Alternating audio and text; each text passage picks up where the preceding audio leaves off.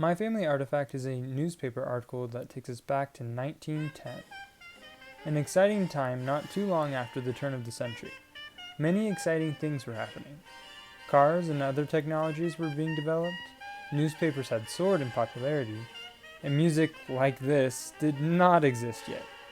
By this point, the wars between the United States and the native populations had concluded, and the United States had been settled from coast to coast. And my family settled smack dab in the middle, in Greenwood County, Kansas.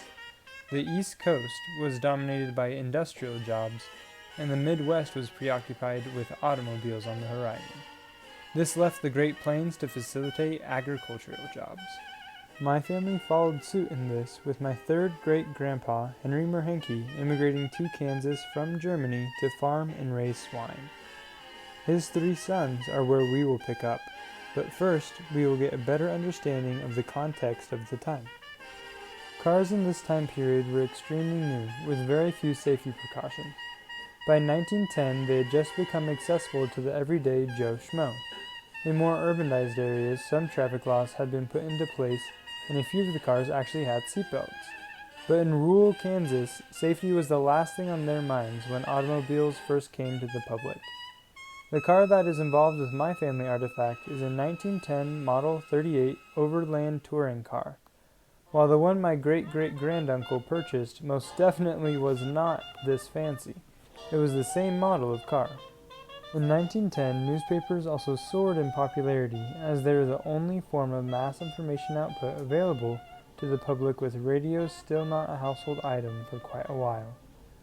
Newspapers had a very strong following and were very influential in the early 1900s. Much like how the newspaper that published the article that my family still keeps a copy of today was influential in the rural area of Greenwood County.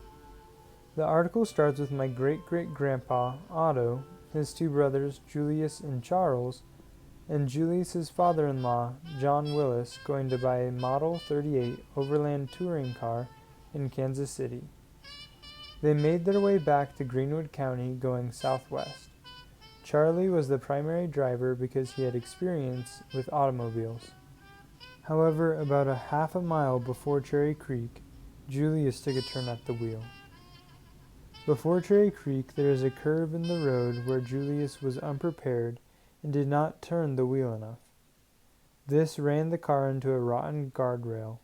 It then traveled through the guardrail and plunged 20 feet off a bridge, landing upside down in mud and shallow water. Otto was partially under the car and was submerged in water and mud.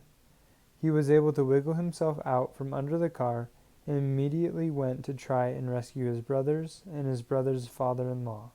His brother Charles and Mr. Willis were both visible and face down in the mud, unconscious. Otto eventually was able to pull out and carry Charles and Mr. Willis to the side of the creek. He then began to search for his brother Julius, but soon realized the car was overturned on top of Julius, burying him in the mud.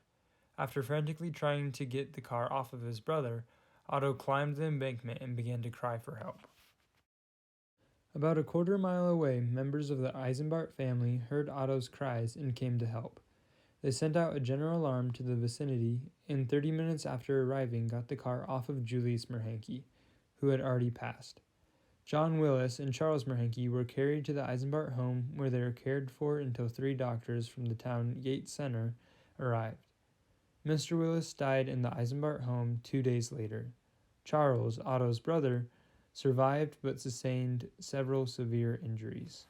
My grandma Darla knew Otto when she was a little girl. They had a very special relationship. Both her family and her grandparents lived in the same house, so they ended up playing many games together. He would rescue her from whippings, and they made many other special memories. He was a very good pop to my grandma, and simply a good man, and that makes his heroic story so much more important to my family.